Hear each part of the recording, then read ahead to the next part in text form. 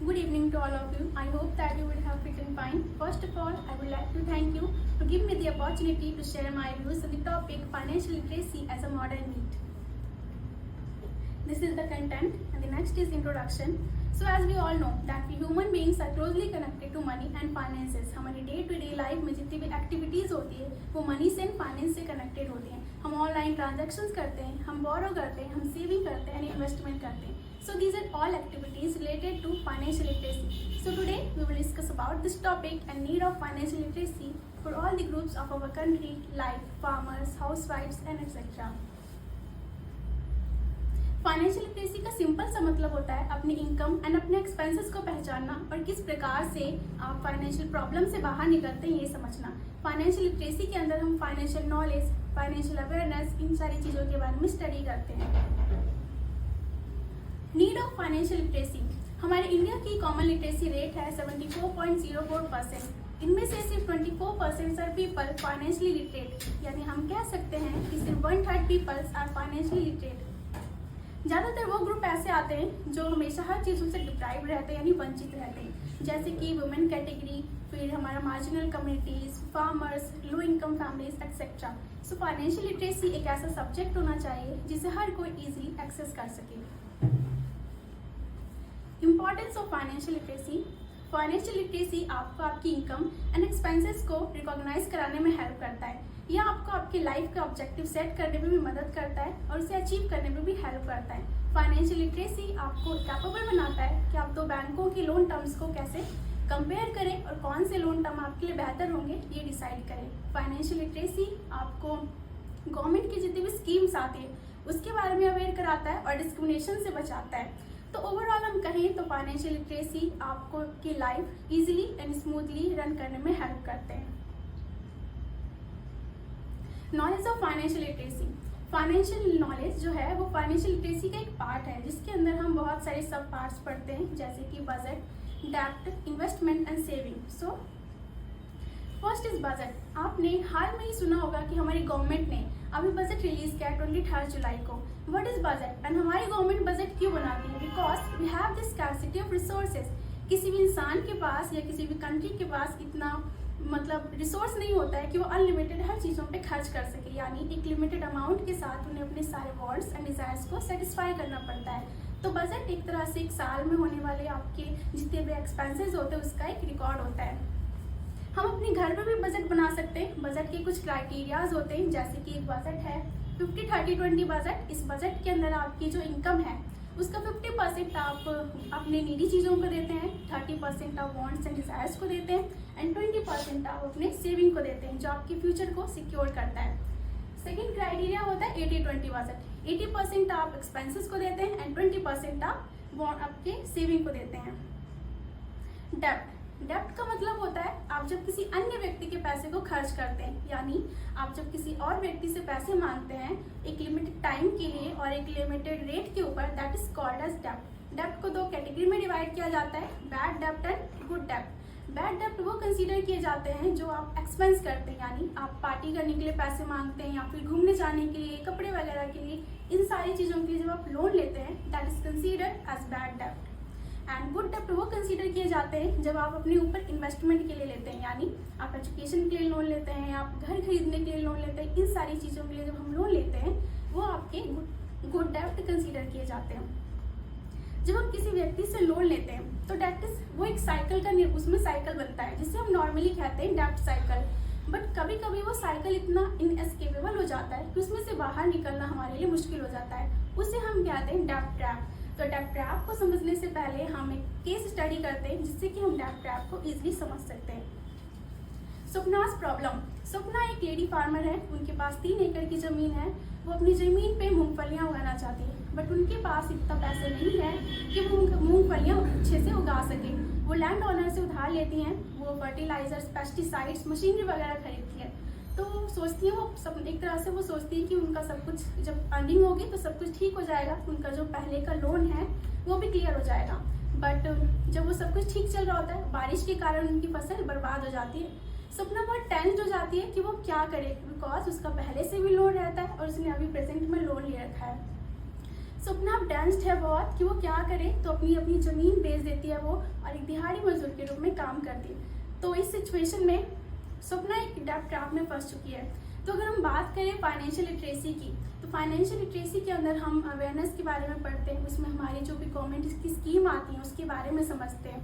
तो अगर सपना को पता होता कि 2016 में हमारे प्रधानमंत्री जी ने पीएम प्रधानमंत्री फसल बीमा योजना लागू की थी, जिसके अंदर अब हर एक किसान अपनी जो ज़मीन होती है उसका इंश्योरेंस करवाता है, और अगर उसकी ज़मीन की जो फसल है वो पेस्ट या फिर जो भी ओले वगैरह के कारण खराब हो जाते हैं, तो उसको एक कवरेज प्रदान किया जाता है, जिससे कि जो जोखिम होता है, रिस्क होता है, वो कम हो जाता है। तो बट सपना इन सब चीज़ों से अनअवेयर रहती है, और तो हम इसे कह सकते हैं कि एक नेगेटिव इफेक्ट है लैक ऑफ फाइनेंशियल लिटरेसी का। डेब्ट ट्रैप हमारे इंडिया में एक बहुत कॉमन चीज़ है, यानी कि स्टार्टिंग से ही हमारे किसान वगैरह डेब्ट ट्रैप में फंस के उन्होंने सुसाइड भी अटैम्प्ट किया है। तो डेब्ट ट्रैप्स को हम समझते हैं सबसे पहले विशियस डेब्ट ट्रैप साइकिल। हमारे इंडिया की जो एक तरह से इनकम है वो ज़्यादातर ऐसे लोग होते हैं जिनकी इनकम मीडिया कहलाती है, यानी कि ऐसी इनकम जो अगर वो फ्यूचर में कुछ इन्वेस्टमेंट भी करना चाहते हैं तो उनके लिए उसे लोन लेना पड़ता है। तो कोई इंसान है जिनकी मीडिया इनकम है, यानी ऐसी इनकम जो सर्वाइवल के लिए है, उनके जो सर्वाइवल होते हैं वो क्वेश्चन में होते हैं, क्योंकि उनका आने जाने का मतलब कि पूरे जीविका के लिए उनकी इनकम आती है। तो वो फोर्स्ड रहते हैं, force to take high loans, यानी कि अपने जीवन में कुछ आगे करने के लिए वो लोन लेने के लिए फोर्स किए जाते हैं। जो लोन की जो इंटरेस्ट रेट होती है बहुत हाई होती है, जिसके कारण वो अनेबल रहते हैं पे करने में। वो अपने लोन को पे करने के लिए बहुत हार्ड वर्क करते हैं, और फिर हेंस लास्ट में उनके पास अपनी जो इनकम है वो बहुत कम बचती है। तो ओवरऑल में हम कहें तो डेब्ट ट्रैप के अंदर जो एक इंसान होता है उसकी इनकम थोड़ी सी बचती है, और उसका जो साइकिल होता है पूरा उसकी लाइफ में एक्यूमुलेट होता रहता है उसका डेब्ट। तो डेब्ट ट्रैप एक ऐसी सिचुएशन जहाँ से एक इंसान डेब्ट पे करने में अनकेपेबल रहता है। बोरो विद इन अ लिमिट। तो सबसे पहले जब हम किसी से बोरो करते हैं तो हमें बहुत सारी बातों का ध्यान रखना चाहिए, जैसे कि अगर आप बोरो कर रहे हैं तो ये देख लें, आइडेंटिफाई कर लें कि आप बोरो कर रहे हैं तो बैड डेब्ट है, गुड डेब्ट है। अगर आपने किसी से गुड डेब्ट लिया यानी कि अच्छे काम के लिए लिया है, तो आप जो उसका तो ये देख लें कि आप जो इंस्टॉलमेंट्स करते हैं वो मंथली पे कर दें, क्योंकि आप जब तक आपकी लाइफ में जो आपका डेब्ट वो खत्म नहीं होगा, आपकी जो लाइफ वो अच्छे से स्ट्रेस फ्री नहीं हो पाएगी। सेविंग का मतलब होता है अपनी इनकम का एक हिस्सा आप अपने फ्यूचर सिक्योरिटी के लिए रखते हैं, यानी जो आप बैंक में गोल्ड, आरडी, एफडी के रूप में पैसे जो जमा करते हैं उसे हम सेविंग कहते हैं। किसी भी इंसान को नहीं पता होता है कि उसके फ्यूचर में कौन सी घटना घटने वाली है, यानी अच्छे के लिए भी उसके पैसे की जरूरत पड़ सकती है और बुरे के लिए भी। उसे एजुकेशन के लिए पैसे की जरूरत पड़ सकती है, उसे मैरिज के लिए पैसे की जरूरत पड़ सकती है, या फिर उसे हॉस्पिटल जाने के लिए भी पैसे की जरूरत पड़ सकती है। तो आपका फ्यूचर आपके प्रेजेंट की सेविंग पे डिपेंड करता है। सो हमें हमेशा रेगुलर सेविंग करनी चाहिए।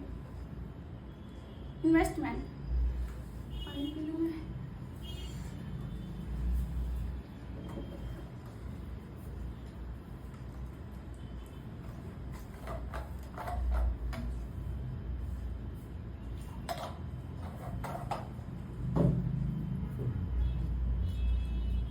इन्वेस्टमेंट का मतलब होता है आप अपना पैसा उस जगह लगाते हैं जहां से आप अपनी चीज़ को रीसेल करके आप फ्यूचर में गेनिंग कर सकते हैं, या तो आपकी इनकम रेगुलर आती रहती है। इसे हम कहते हैं investment.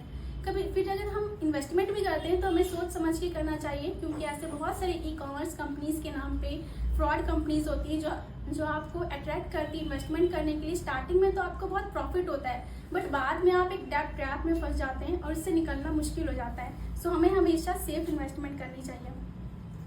Government initiatives for financial literacy. हमारी गवर्नमेंट ने फाइनेंशियल लिटरेसी को बढ़ावा देने के लिए बहुत सारे इनिशिएटिव्स निकाले हैं, जैसे कि उत्कर्ष, सक्षम, ये सारे इनिशिएटिव्स उन्होंने फाइनेंशियल लिटरेसी को बढ़ावा देने के लिए निकाले, ताकि हमारी हर एक जनता फाइनेंशियल लिटरेसी से शिक्षित हो सके और वो फाइनेंशियल डिसीजंस ले सके।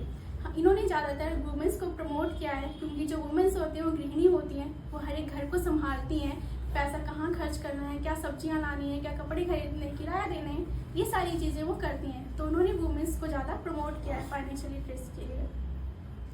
माइक्रो फाइनेंसेस, बहुत सारे लोगों को माइक्रो फाइनेंसेस के बारे में नहीं पता होता है। अगर वो अपना बिजनेस शुरू करना चाहते हैं तो ये सोचते हैं कि उनके पास उतना पैसा नहीं होता है तो उन्हें लोन लेना पड़ेगा। अगर वो लोन भी लेते हैं तो उसके ऊपर उन्हें हाई रेट ऑफ इंटरेस्ट पे करना पड़ेगा। माइक्रो फाइनेंसेस वो एंटिटी होती है जो आपको बिना कोलेटरल के लोन प्रोवाइड कराती है। कोलेटरल यानी कि जब आप किसी व्यक्ति से लोन लेते हैं तो सामने वाला व्यक्ति यानी लेंडर आपकी कोई निजी वस्तु अपने पास गिरवी रखवाता है। यदि बाद में आप उसे अपनी लोन उसका पे नहीं करते तो आपकी जो कोलेटरल वस्तु है उससे वो अपना पैसा निकाल लेता है और ले लेता है। बट माइक्रो फाइनेंसेस आपसे किसी भी प्रकार का कोलेटरल नहीं लेता है और आपको कम रेट पे आपको लोन प्रोवाइड कराता है। माइक्रो फाइनेंस के अंदर मुद्रा पॉलिसी होती है जिसको हम कहते हैं micro unit development refinance agency. इसके तहत आपको 3 कैटेगरीज में लोन दिया जाता है। फर्स्ट कैटेगरी होती है आपकी शिशु की, जिसके अंदर आपको 50,000 तक का लोन दिया जाता है। सेकेंड कैटेगरी होती है आपकी किशोर की, जिसके अंदर आपको 50,000 से 5 लाख तक का लोन दिया जाता है। एंड नेक्स्ट कैटेगरी होती है आपकी तरुण की, जिसके अंदर आपको 5 लाख से अब तक का लोन दिया जाता है। तो micro finance companies low income families की मदद करना चाहते हैं जो हमेशा बिजनेस के लिए प्रेरित होते हैं।